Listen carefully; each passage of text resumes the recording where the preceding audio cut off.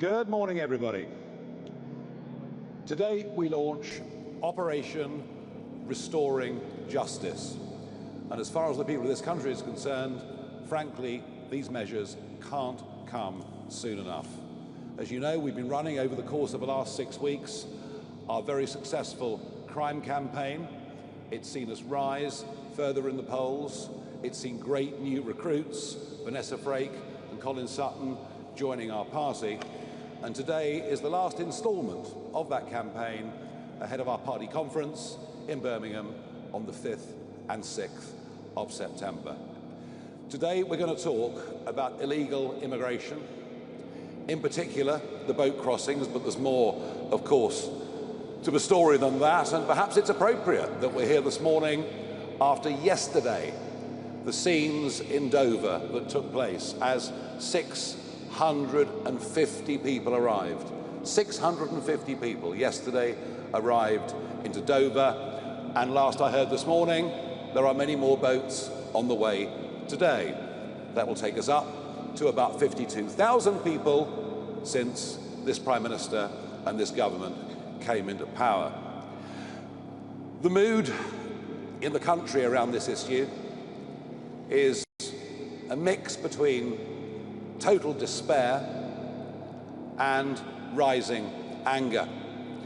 And I would say this, that without action, without somehow the contract between the government and the people being renewed, without some trust coming back, then I fear deeply that that anger will grow.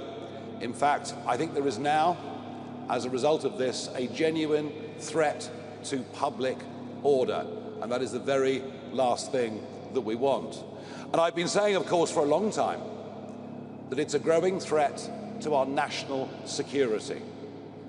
And we've seen just recently some arrests made of people that came by boat, and they are suspected of being involved in some form of terrorism.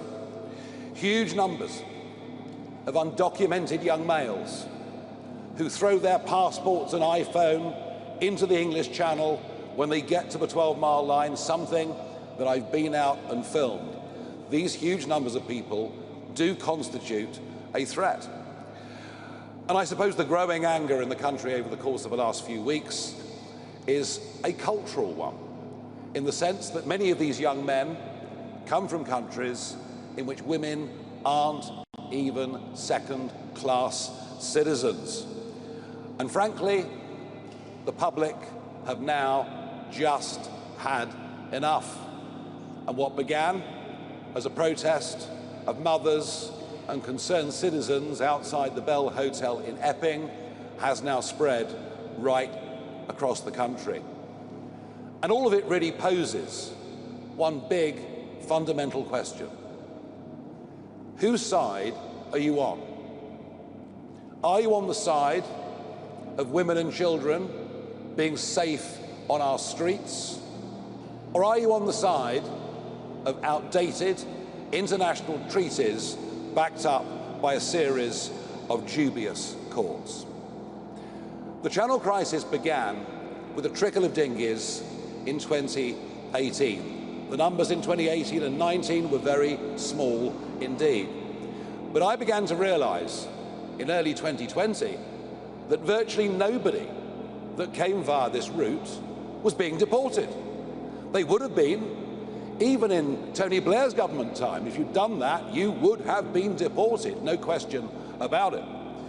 And so in early 2020, I repeatedly went out into the English Channel, filming what was going on, saying you may as well put a sign on the White Cliffs of Dover saying everyone welcome. And unless we start deporting people, I predicted this would turn into, and yes, I use the word, invasion.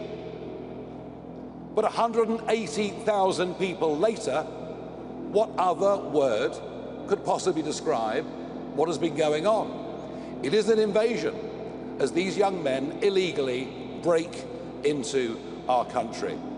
Well, I did my best in 2020. I warned everybody. I said, unless we deport, the crisis will worsen considerably. But I'm afraid that the Conservative government for the first few years, did literally nothing. Literally nothing. And then belatedly, they put in place a Rwanda plan, they put in place legislation, but none of it could work because they hadn't got the courage to face up to the legal obstacles that made sure, despite spending huge amounts of money on these plans, that nothing was actually going to happen. Rishi's Stop the Boats was a total failure, and frankly, anything that party or people who were ministers at the time in that government have to say, we've got to take with a very, very large pinch of salt. And then, of course, we had Keir Starmer, the lawyer, the man whose second speech as Prime Minister in the House of Commons was where he outlined his love for the European Court of Human Rights, a party, many of whom have done very well out of the human rights industry. Smash the gangs was never, ever going to work. And even as we speak, despite the £800 million we've given the French, even as we speak, there are French naval vessels escorting these boats across to a 12-mile line where they'll be picked up by Border Force or our volunteers for the RNLI if it's a busy day and Border Force simply can't cope. And now what happens is the French give them all life jackets. And when they're picked up by Border Force give the life jackets back to the French so they can reuse them on the next journey. I mean, we're literally witnessing two governments colluding in their support of criminal activity. Well, this issue has become a scourge of modern Britain. Just think about the hotels. Think about the houses of multiple occupancy, and not just the cost of it, but think how unfair that is. Unfair to the 1.3 million British people currently on the social housing list. Unfair to those who have legally made their way into the United Kingdom. It's unfair. And the cost, frankly, is eye-watering. Official figures show the whole thing costs about £7 billion a year, but that doesn't account for the massive scale of operations in the English Channel every day. It doesn't account for the amount of police time and court time that is taken up with crimes that are committed by those who frankly shouldn't be here and have come illegally. Our proposals will save, over the course of the next decades, tens and possibly even hundreds of billions of pounds. By the end of a first Parliament, we will have saved a huge amount of money. I understand the public have had enough of this, but here's what we have to do to make Operation Restoring Justice actually work. We have to leave the ECHR, no ifs, no buts. It may have been a good idea 80 years ago. Frankly, it isn't today. We have to repeal the Human Rights Act of 1998, brought in by a Blair government, many of whose families seem to do rather well off the back of it. We will, for a 5-year period, disapply the 1951 Refugee Convention and any other barriers that can be used by lawyers in this country to prevent deportations, to prevent the right thing from happening. We'll create a legal duty for the Home Secretary to remove those that come illegally. And crucially, we will detain all illegal migrants who come, and we will do so immediately. The only way we will stop the boats is by detaining and deporting absolutely anyone that comes via that route. And if we do that, the boats will stop coming within days, because there would be no incentive to pay a trafficker to get into this country. If you come to the UK illegally, you will be detained and deported and never, ever allowed to stay, period. That is our big message from today, and we're the first party to put out plans that could actually make that work. We will stop the boats from coming. There'll be no more incentive to pay traffickers. Public trust will be restored, and we genuinely are the only party that can be trusted on this. I am the only party leader that has been clear and consistent on this issue over the course of the last 5 years. And I have a feeling that what we're doing today with Operation Restoring Justice is going to be very popular in the wider country indeed. Now, to go through some of the operational phases we're going to need to go through and the structures we're going to need to set up, I'm going to invite Zia Yusuf onto the stage.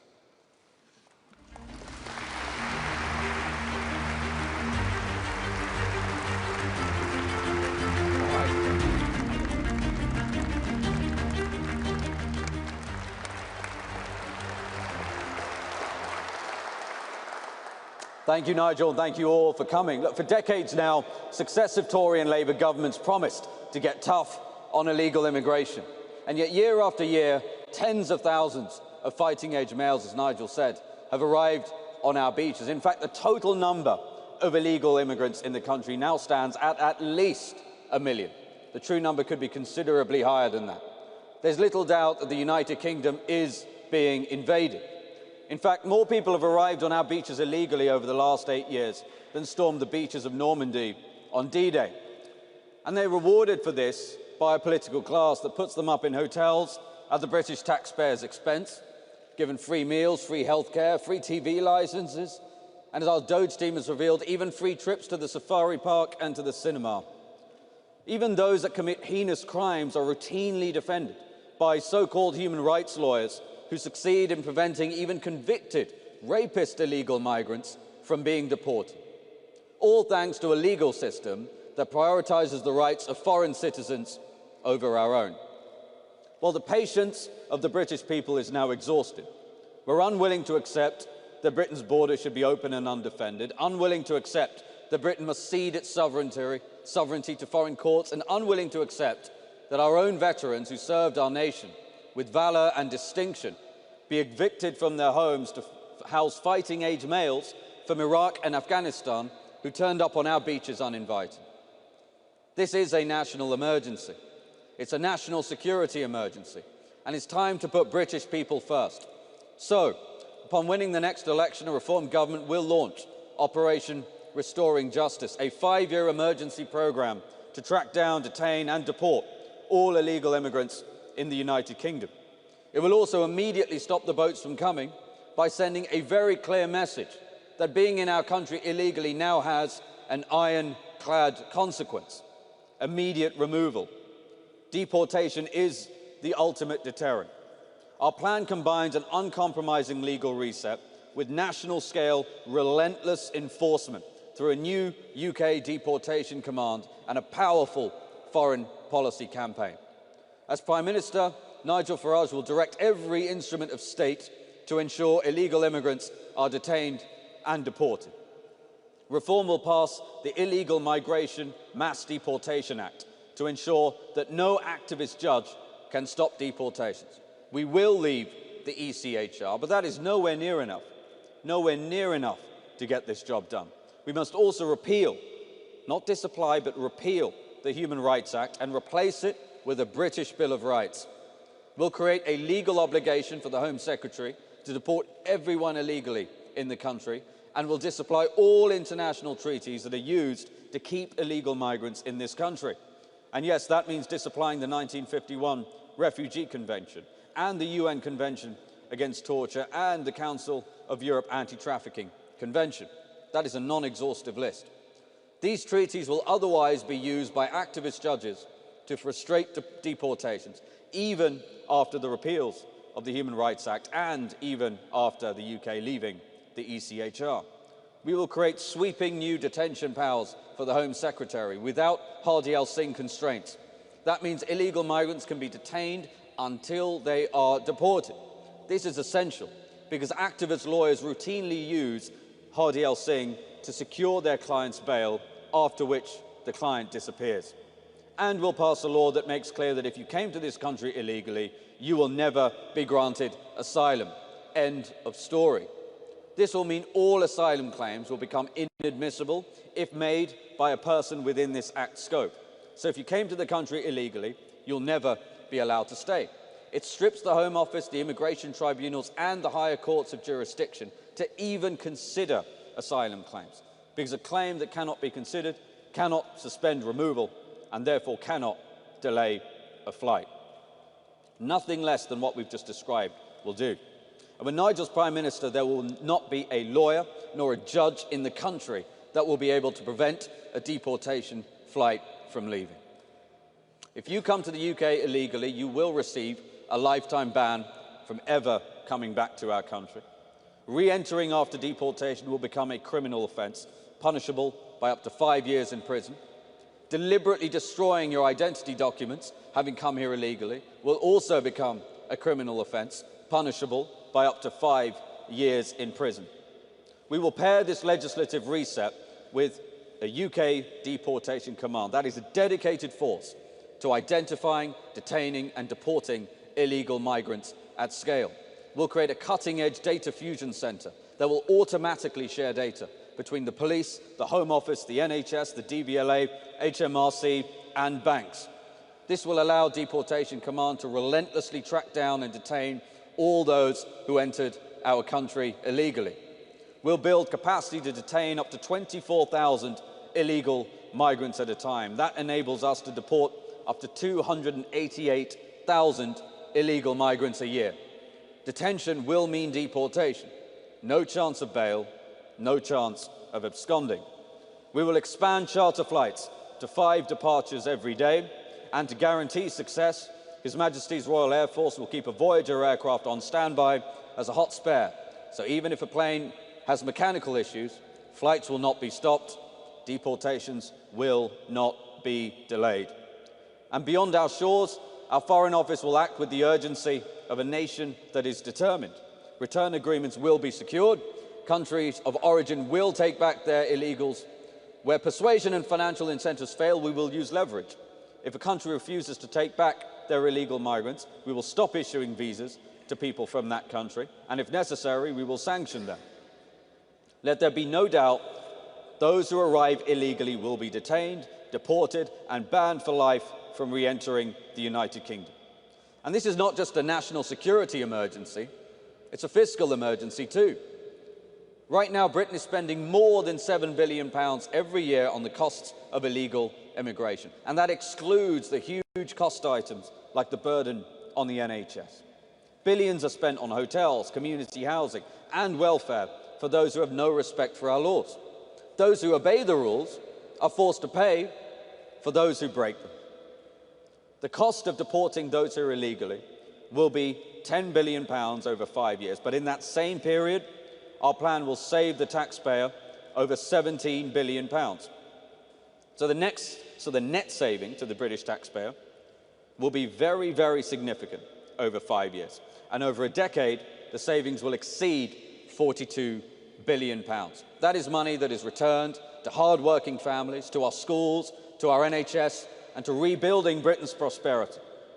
This is a transformative plan that will mean those who are here illegally will be deported at unprecedented speed and scale.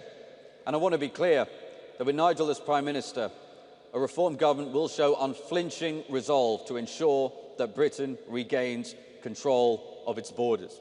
The hopes and the dreams of British people and their children rests on their government's willingness to do what it takes to defend and secure our country's borders and keep them safe. A Reform government will ensure that the United Kingdom will once again be a proud sovereign nation with full control of its borders. And it is in that sovereignty that lies the foundation of our country's next chapter. one in which our country is secure, one in which our people are prosperous, and one in which Britain is powerful again. Thank you very much, and we're going to move to questions.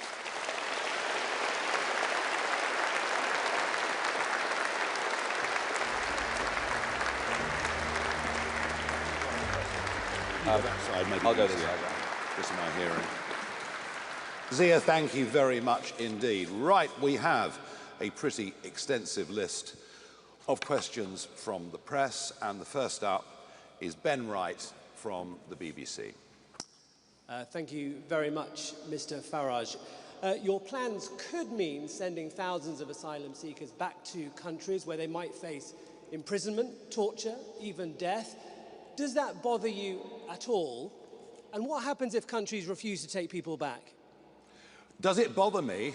Of course it bothers me, but what really bothers me is what is happening on the streets of our country.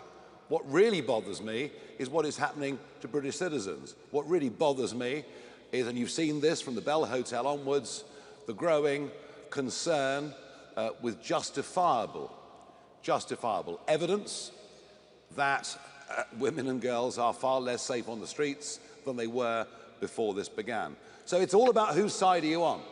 Whose side are you on? Are you on the side of the British people or international treaties? Now, where countries, and I think Zia laid that out, that it's going to be a carrot and stick approach to it, but if we can't get deals with certain countries, then we think this country has considerably more muscle, diplomatic muscle, than perhaps those in Westminster currently recognise, then we will have to find other locations. And, you know, we're going to be talking to Albania, we'll talk to Rwanda, we will find solutions. Catherine Foster from GB News. Thank you, Catherine Foster, GB News. Nigel Farage, last September you told GB News that it was a political impossibility to deport hundreds of thousands of people and that we simply couldn't do it. What has changed your mind that you now believe that you can? The political impossibility was deporting millions and millions of people, and that's where the argument had gone. We had a situation, a political difficulty within Reform UK. This does happen to parties. They do have difficulties and problems. We had a problem that one of our MPs, who's no longer an MP, was talking about deporting entire communities, including people who've been born here. And frankly, we found that unacceptable. And so I just did not want, I think you can quote me for another interview, to get dragged down the route of mass deportations at that stage. We have sorted out that political internal difficulty that we had, and since that time, the work has been done on a credible plan so that we can deport hundreds of thousands of people over the 5 years of a Reform government. Thank you. Harry Horton, ITV.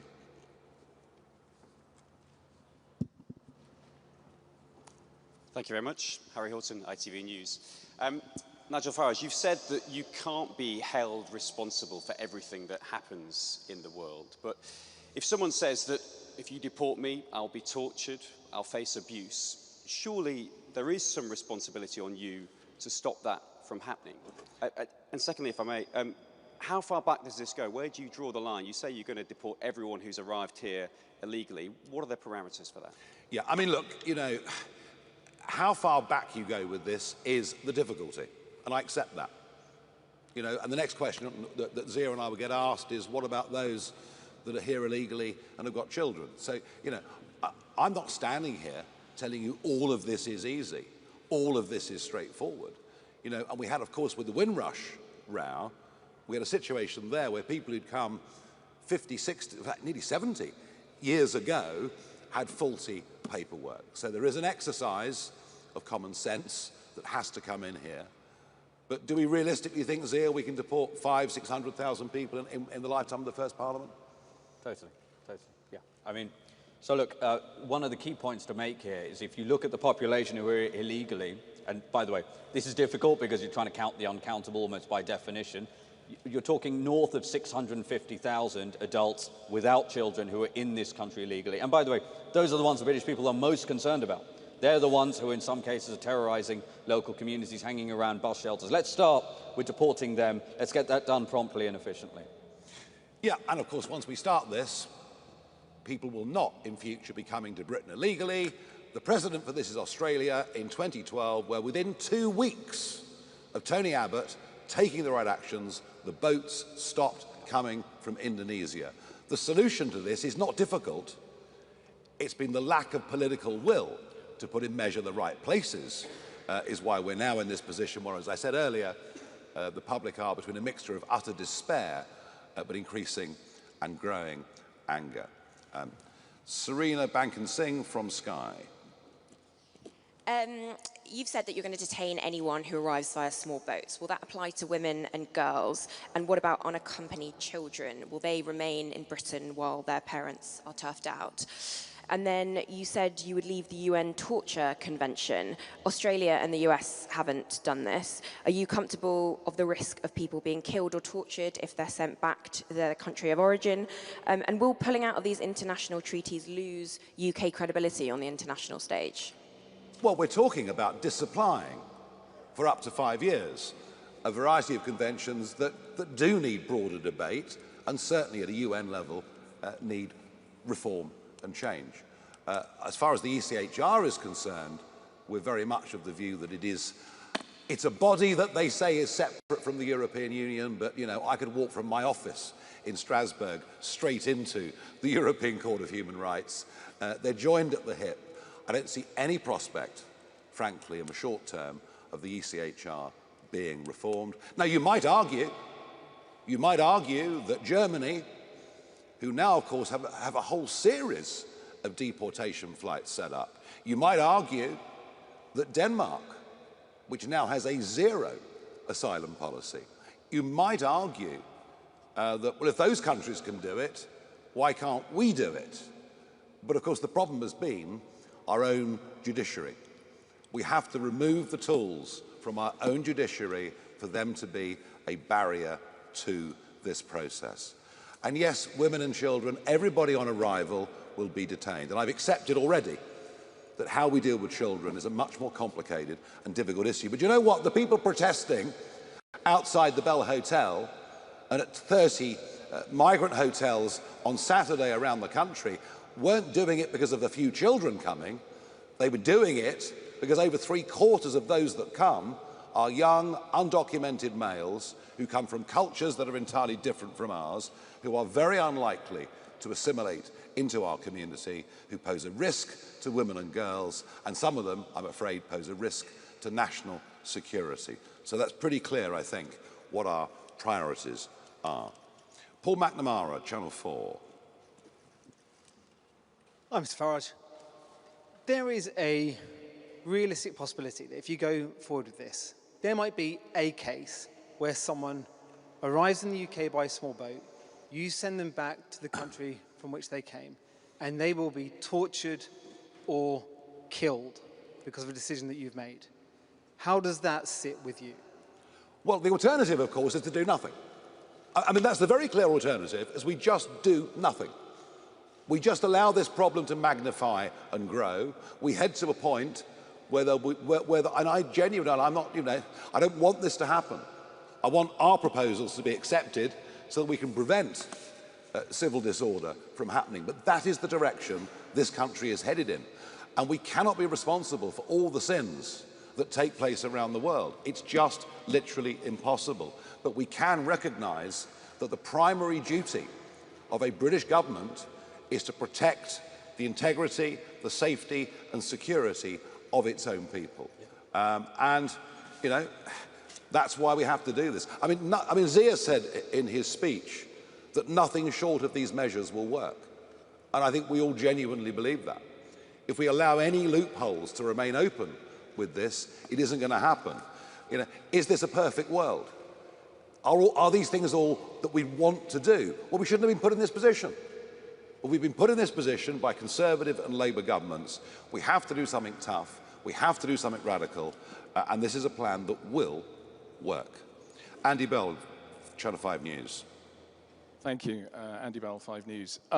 So if you're able to implement your policy, Do you accept that that means border force agents going into towns, looking for people who are here illegally, maybe who already have families, maybe who already have children? And you mentioned Windrush earlier and say, well, this is slightly complicated. There are going to be any number of people who, as far as they're concerned, have been living in this country legally for years, who will then be very, very worried about what your party has in store for them. Are you not concerned about the sort of message you're sending out with all of that? No, they won't have been living here legally, will they? They would have been living here illegally. So, for instance, the people caught up in the Windrush episode, the whole point was that their situation was not clear. So would they be covered? Windrush was a mess over paperwork. Yep, and I understand that. It's why I made mention of it earlier. Will Border Force be seeking out people who are here illegally, possibly many of them working in the criminal economy? Yes, it's what normal countries do all over the world. It's what normal countries do.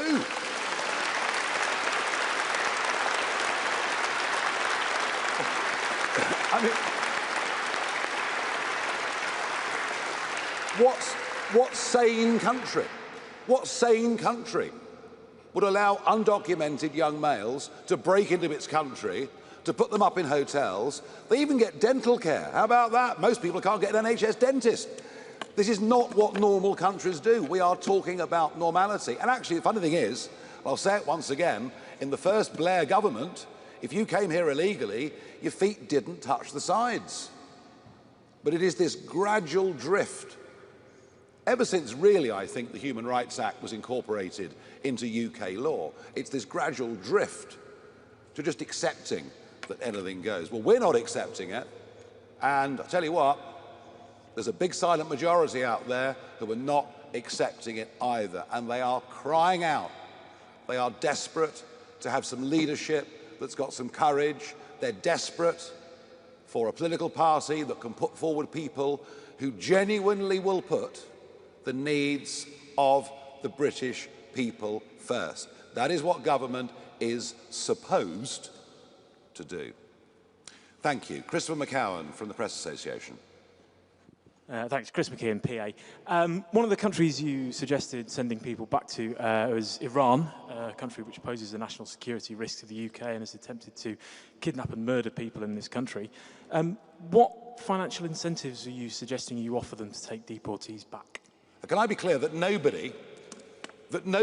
young man from Iran who arrives by boat should be walking the streets of our country?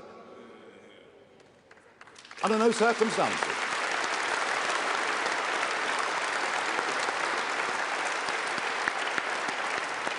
Absolutely no way, never. That shouldn't be done. But actually, it's quite interesting that Germany now has this massive deportation flights going, including Iran, I think.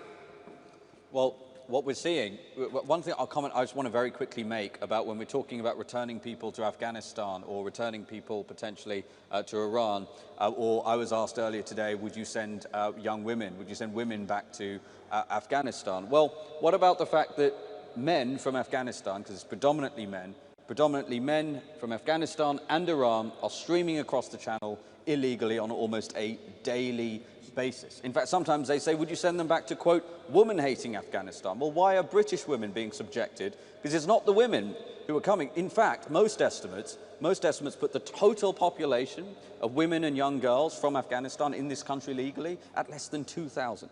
Less than 0.2% of the total illegal migration population. So these are totally bogus questions, frankly, and we should be talking about the much bigger issue about the safety of British women and girls. Yep. Okay.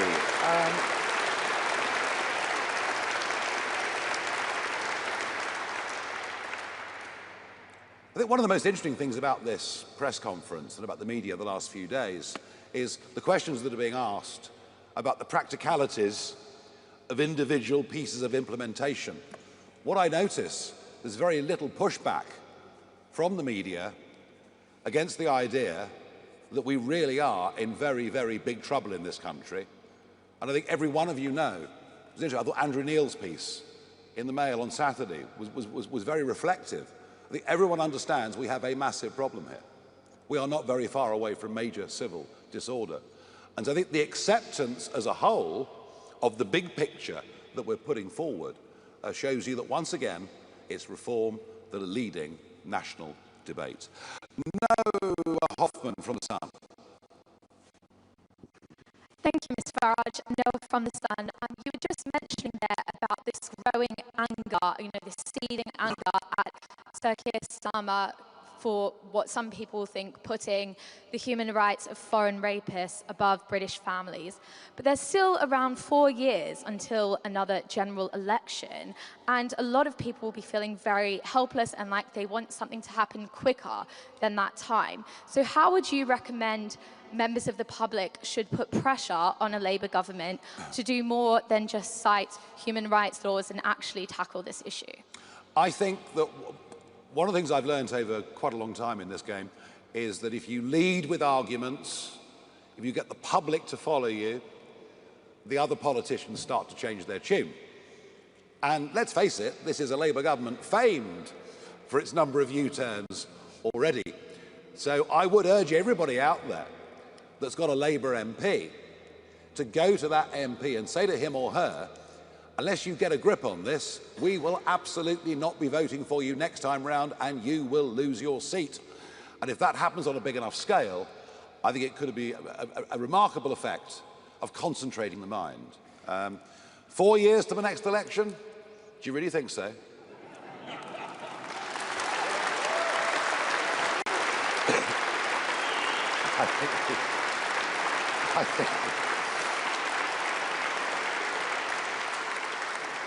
I think the 30-year bond market is giving us a somewhat different indication, particularly as we have a Chancellor of the Exchequer dubbed famously by my colleague Lee Anderson as Rachel from accounts, who is clearly desperately out of her depth.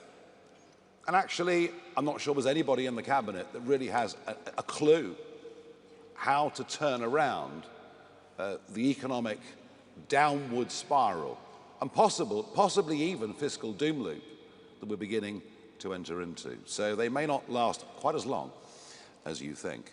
Martin Beckford from the Mail.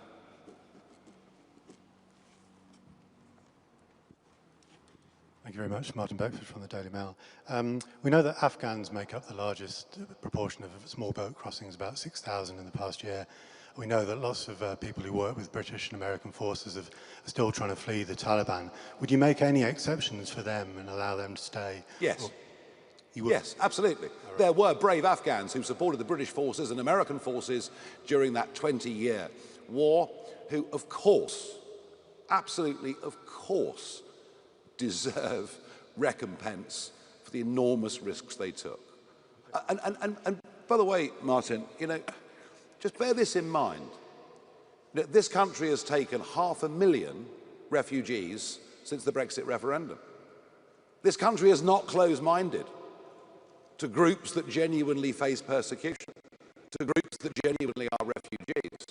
We just don't believe, by any traditional definitions of a refugee, we just don't believe those people crossing the English Channel, or at least very few of them, tick that box. Carry on. Will you have a scheme continue some of the resettlement schemes? Yes, because once again, the whole thing's been messed up beyond all belief. The list of a couple of thousand interpreters becomes a list of 100,000 people. The whole thing gets leaked. It's a complete and utter shambles. But, where it's right and proper, Operation Restoring Justice would apply to those Afghan interpreters as well. Absolutely. Thank you for your question. Do come in whenever you want. Yes. Can I just very quickly mention, to the degree someone wants to make the case for legitimate asylum claims, as no doubt some may exist, those can only ever be taken seriously when you have a secure border and you actually have control about who's coming. This is one of the biggest problems. I put it to you that an infinitesimal number of the Afghans who are crossing the Channel illegally served with our military bravely. It will be an infinitesimal number. We know this. So again, this is a big part of what reform is going to do. If you don't have a border, you don't have a country. If you don't have a border, you don't have an immigration policy. We can talk about it all we want. Quite, absolutely, absolutely. Michael Knowles from the Daily Express. Thank you very much. Your operational plan speaks about a 6-month voluntary return window. Can you spell out why you're going to do that and why it precedes the large-scale raids? Well, because there's a nice way of doing this. And there's a very tough way of doing this. And if people think, crikey, you know, they're breathing down my neck, they're actually going to catch up with me and deport me, I might as well take the offer of £2,500 and a free, comfortable flight back to my home country. Difficult to assess just how successful that will or will not be. But if you think, this time next week, they're going to be knocking on my door, I suggest quite a few people might take that up.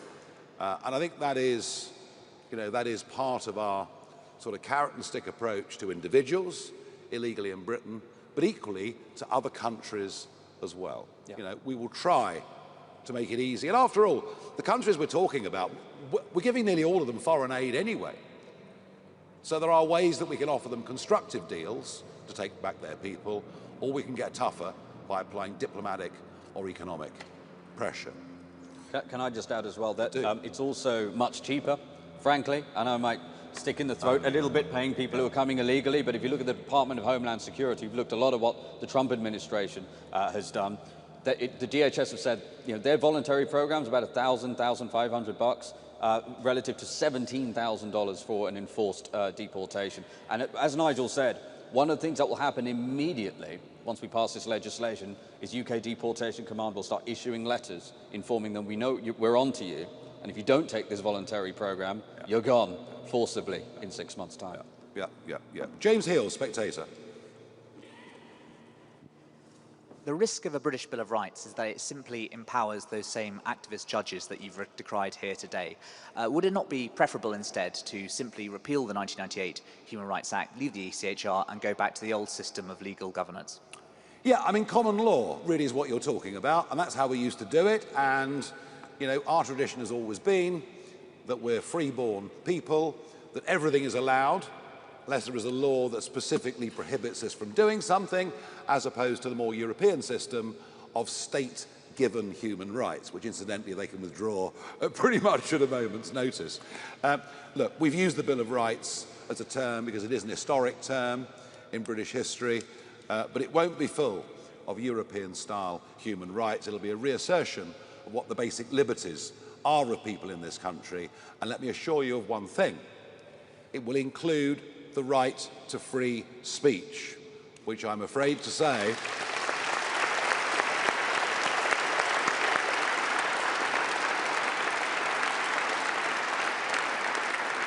and yes, we all want to protect children, but I'm afraid to say that the recent legislation, the Online Safety Act that has come in, is already genuinely curtailing free speech in this country in a way that I think is deeply, deeply alarming.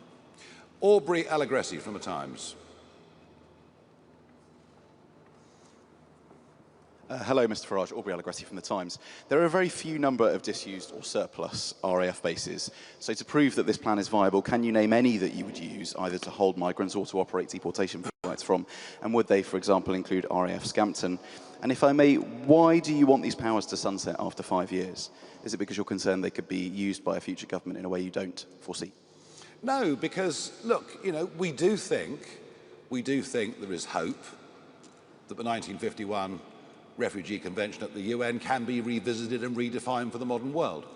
So we've done it for a period of 5 years, and we'll see where we go after that. Can I just make one thing very, very clear? That the last government and this one have been housing people in military bases. 1 or 2 campaigns have stopped them using certain particular geographical locations, but quite a few have been used around the country. So you get put into a military base, but you're free to walk the streets at night. You're free to possibly even go and drive a delivery bike for somebody. The military bases that we will use, people will be detained. They won't be out walking the streets on the road to being deported. So I would suggest to you that whichever geographical locations are chosen, local residents will be far less concerned by this plan than they would young men being free 24 hours a day to walk through their village or walk through their town. On the practicalities of building accommodation, some very interesting thoughts that have come from America over the last few months.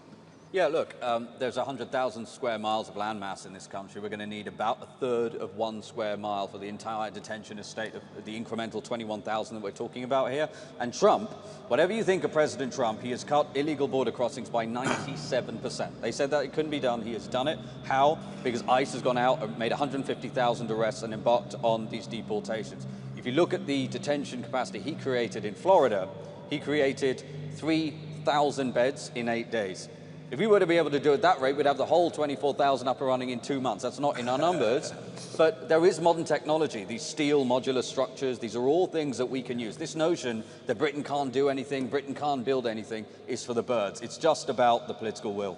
Yeah, and we managed it, didn't we, at the start of COVID with the Nightingale hospitals, which sprang up in no time at all. So, yeah, creating the first few thousand places can happen very quickly. Of that, there is no doubt at all. Charles Hymas from The Telegraph. There are currently about 100,000, more than 100,000 people who've got asylum applications, half of whom are going to be rejected. You also got more than 50,000 who've got appeals that are currently going through and probably will, a significant number will be rejected.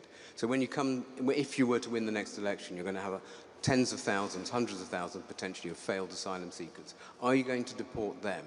And are they in your KIP figures? One final question is, what are the sanctions that you would use against a country that refused to take back its migrants? Fine. Well, the answer is yes. The worry, of course, is that to ease government's difficulty, it just waves through an increasing number of people. It just says, look, you know, all right, we'll give you refugee status, even though, as I said, 2 decades ago in more normal times, that would never have been contemplated. That is this government's get out to the backlog problem. I'd also mention, Charles, while we're here, if you look at those that have claimed asylum in the last year, the biggest single category comes from Pakistan. And they haven't come by boat. They've come with the excuse they're coming to visit relatives, then they overstay. And that racket, absolute racket, that's been going on for years has to end. The same applies to students who come here and then deliberately and willfully overstay. And one of the most remarkable things about those stats is under half of all people making these claims have come by boat. Overstaying is a massive problem, and neither of the last 2 governments, frankly, have done very much at all to deal with it. There are overstayers now being deported on a relatively small scale, but nobody is actually gripping this issue. We'll give the Telegraph 2 questions, shall we? Did you have a question, Camilla? Very generous. This is for the Daily Tea podcast. You mentioned earlier that there are 3 million people on social housing waiting lists. 1.3, I said. 1.3. Would it be your policy to have a British first approach to appointing housing when it comes to local areas? Some local areas do look at localism, but others don't. Would that be a blanket policy? And while we're speaking about housing, what's your reaction to the revelation that the Deputy Prime Minister, Angela Rayner, has got an £800,000 second home in Hove? Do you think it's hypocritical? Should MPs have second homes? So, I would say this to you. Isn't it funny that the residence that Angela Rayner is living in London is now coming under criticism from James Cleverly? He wasn't complaining when Michael Gove lived there. So it's just party politics. And if Angela Rayner has been tremendously successful in business,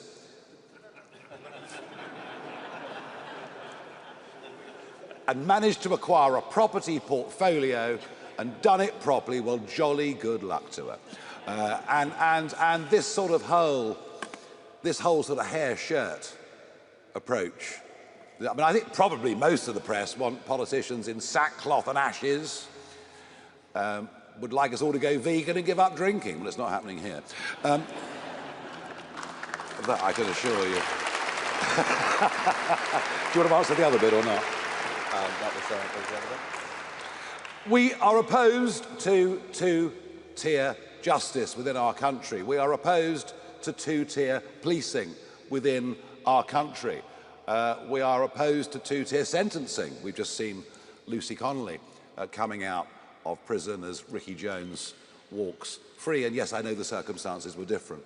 But we are pro a two-tier approach from government when it's deciding who are the priorities for housing, for benefits, for any of these things.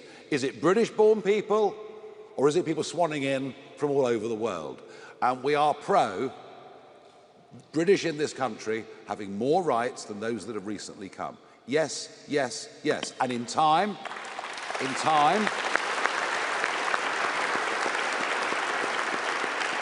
I mean, if you go to Australia, you can't access the health system. It doesn't happen. You've got to pay your insurance for 4 or 5 years. You commit a crime, you'll be deported. We've just been so weak on all of this. We welcome those that will come, will benefit our society, integrate, contribute, and in time become British citizens and have the full rights of everybody else. But I'm afraid that's just not what is actually going on. It hasn't been, frankly, for many, many years. Natasha Clark from LBC. We are getting towards the end, folks, I promise you. Natasha from LBC. You talk about a self-deport app in your document today. Can you tell us about how that would work? And second, you talk about the risk of unrest on our streets. You obviously know this plan is going to face legal challenges, operational issues, political pressure. Your opponents are going to absolutely throw the book at you to try and stop this. What is your message, firstly to them, and secondly to voters whose trust is absolutely on the floor over this issue? Prime Ministers have repeatedly failed to do enough about this and fix this very tricky problem. We've got years of promises. Why should the public trust you? Well, you're right. I mean, you know, every Prime Minister since David Cameron has said clearly, if you come to Britain illegally, you will be removed. And they all do it. And none deliver. Although I think they say it because they think the public wants to hear it, rather than they actually mean it. The fundamental point of your question is correct. That the social contract that exists in this country between those that work and pay their taxes and those that govern them is at a very, very fragile moment. That trust in politics and trust in politicians, frankly, it's certainly never been lower in my lifetime, and I think you might have to go back a long way in history to find a parallel period. So the restoring of that trust is absolutely vital. A lot of people around the country who say they're going to vote reform believe that we're pretty much the last shot. Pretty much the last shot. That if we don't win that election and start putting in place some of the very necessary changes that are needed, then goodness only knows what this country will look like in 10 years' time. Goodness only knows how many more talented people will have left. Not just the ultra-rich, but the young, ambitious, hard-working. So it is vital that we do this. All I can say to you is there's nobody on these issues of sovereignty, on these issues of national self-interest, on these issues of predicting what would happen in the future and it coming true. There is nobody more determined to do this than me.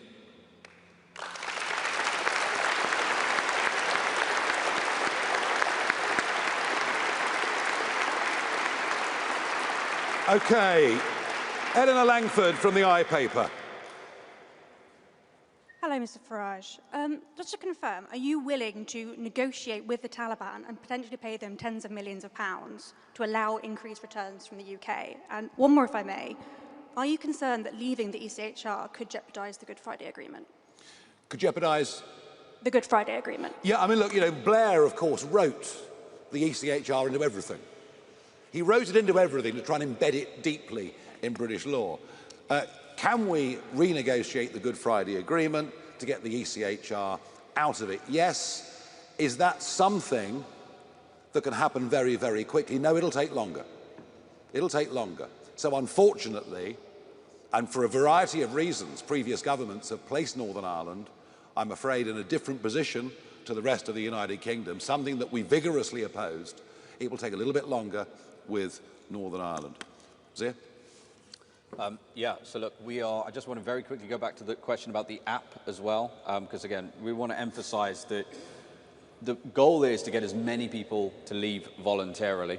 And what Deportation Command will make very clear, they will issue dates once they've tracked people down. This is the date that you will be arrested and you will be deported. Going back to the earlier point as well about why should people believe Nigel when so many political leaders have stood in front of the British people and said we would do it?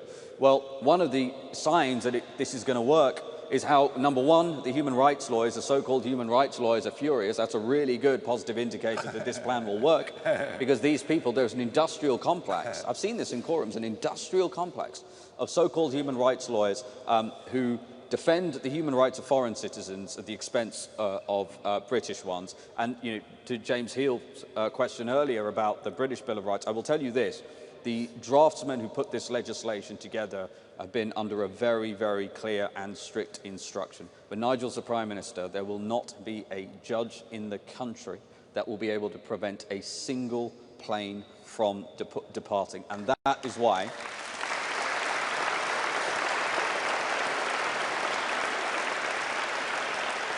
And that is why we are clearing the decks from a legislative standpoint. Yeah.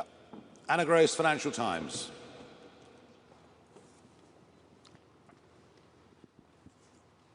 Thank you.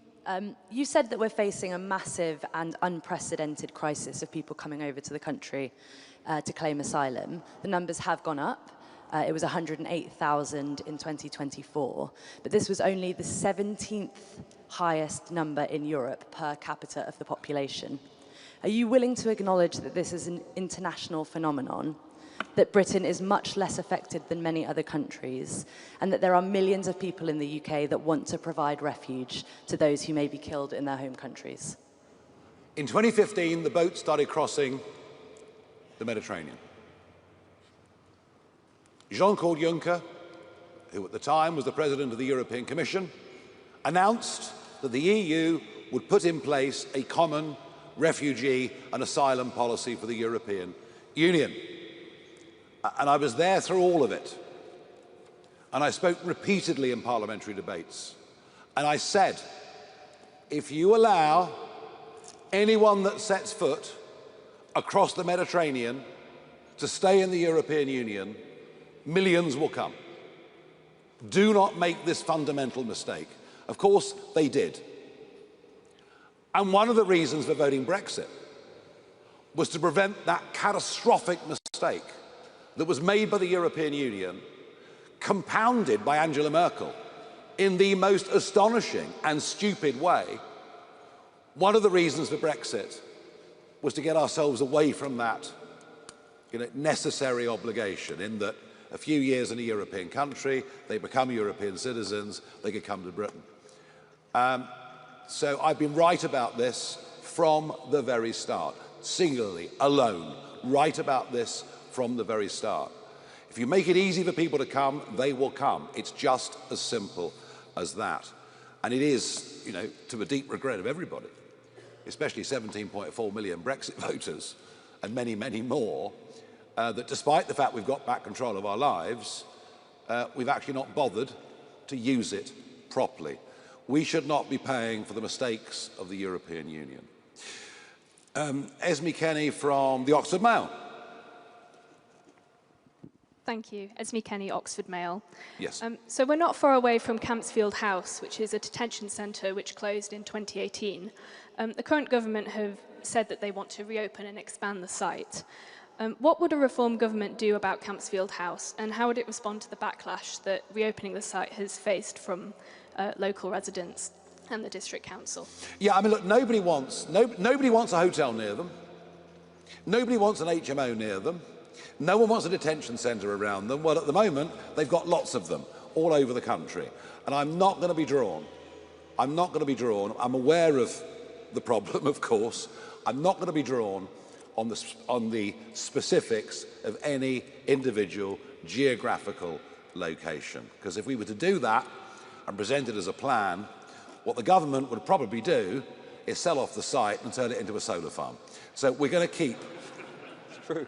It's absolutely true. Well, why not, I suppose, So no, we're not going to go into individual specific geographies. Certainly not at this stage. Okie dokie. Alexa from The Guardian.